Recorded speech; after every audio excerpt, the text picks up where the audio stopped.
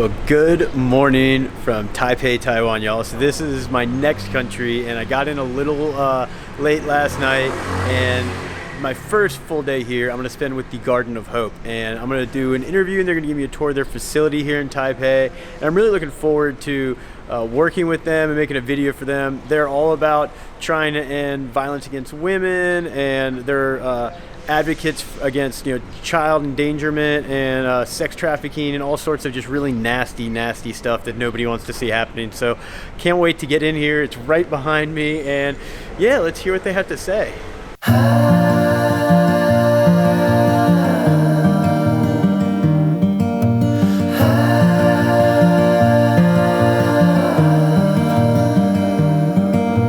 Take your time, fall in line someday.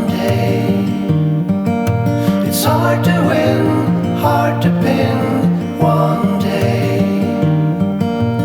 I look out for you to soothe away the blues in your eyes.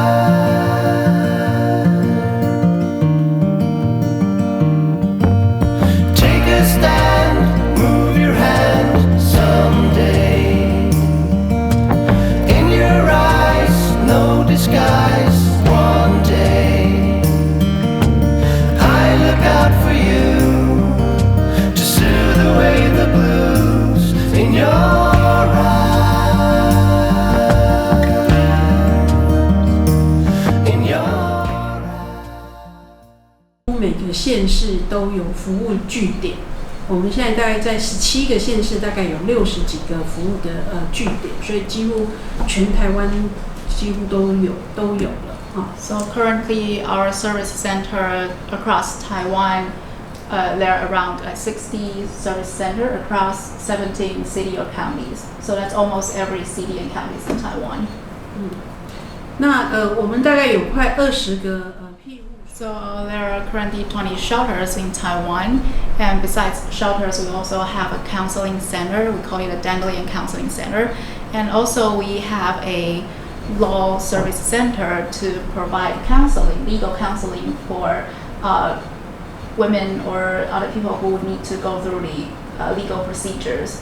And also we will have a kind of like a model workplace to prepare women to transition from a model workplace into a real life work environment. Like what I introduced upstairs, there are a sweetheart workshop and a glass bead workshop. 这个是刚才已经有介绍立新的5个阶。These are the 5 stages of our foundation. So first we started out in 1988, and we started out to rescue the child prostitute.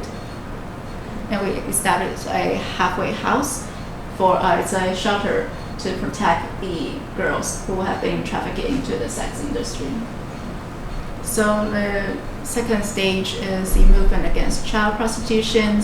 At that time, there are around 5 to 10 staff in our organization, and then we organize a big charity run. And that run, because a lot of people participate in the run, more than 10,000 people, so it attracts a lot of public's attention, and it also put pressures on the government to also, you can say, to assist the government in pass the Anti-Child Prostitution Act in a very fast manner.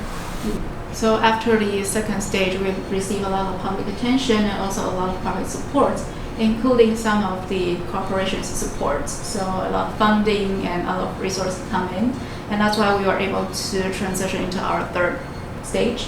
And so we expand our service to not just provide shelter, we also start our service to provide support for teenage pregnant girls, and also provide counseling centers, so to reach out to more people, to more populations.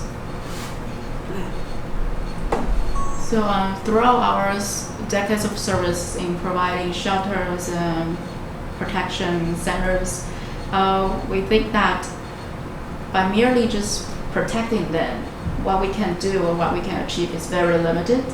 So we should start to focus more on the prevention part, to think about what can we do to prevent in the first place. So that'll be our fourth stage.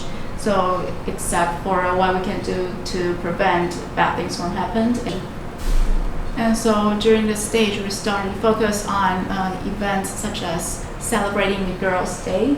So by putting more efforts on advocating and celebrating Girls' Day, we try to influence the general public to let them have more aware of the girls' rights and girls' empowerment. During our fifth stage, we started to do more programs that try to bring males in. So we call it the V-Man program, such as the V-Man Run. We invite male participants to try on high heels. And so during our fifth stage, we try to get men to participate in what we're doing here. So we started the Go the Second Mile program in when we are celebrating our 25th years anniversary. And so because the purpose of this Go the Second Mile program is for the women's or girls can learn skills to make a living for themselves, because yes, the government did provide resources to help the victims of gender-based violence. However, those resources are only available during the emergency period.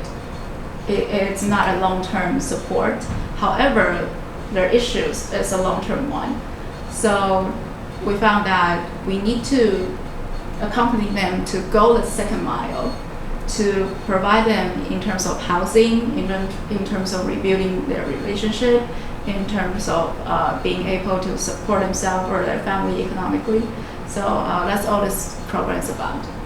And also another issues for women who have experienced domestic violence, an issue for them to enter into a workplace, again, is because during the initial phase, some of them has to spend a lot of time to go into court, to appear at a hearing, or because they have a lot of emotional, because they experience trauma, so they have a lot of emotional issues. So they have problems in terms of maintaining their attendance.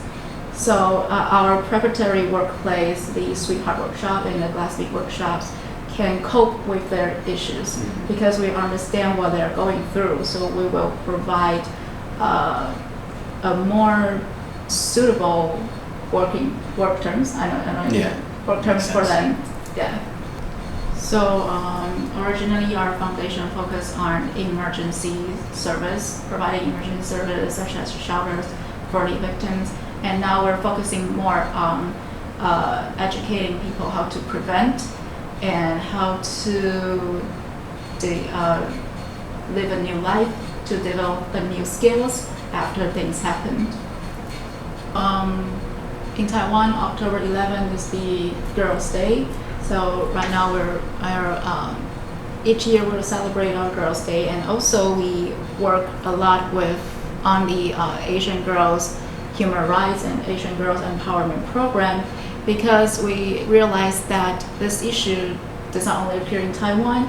There are a lot of the child marriage issues in India and also in a lot of the other Asian countries. So we would like to establish a network to connect these countries, to share resources and try to help the girls and females in the Asian countries by sharing resources and sharing our successful experience in Taiwan to help more girls in the rest of the world. 好，那其实在我们除了做很多的服务，就是 We also participate a lot in the reformation of the legal system in Taiwan, in terms of, especially in the areas where concerns child and females' safety, and also the the original Anti-Prostitution Act.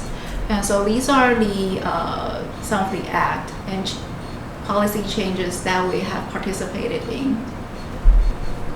And so most difficult part would be the changing the social stereotype, because it's a long-term process.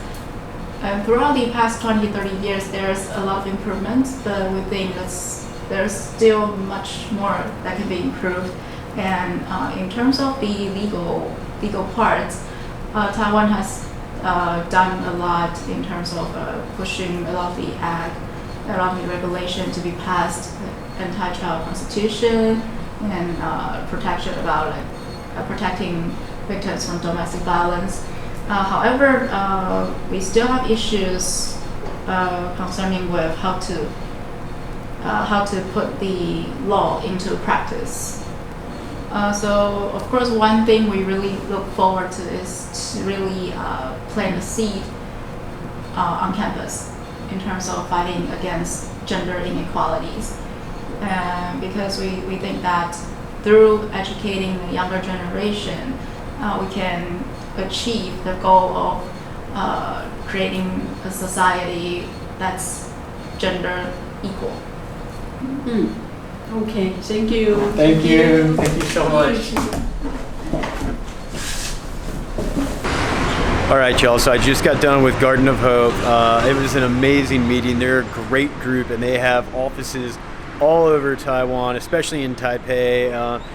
20 shelters for women that are, of course, very secretive, so I can't go there, but they're also in Cambodia and even New York. So for all my American viewers, which is most of y'all, it's a very international group, and they've been growing. They're 30 years old.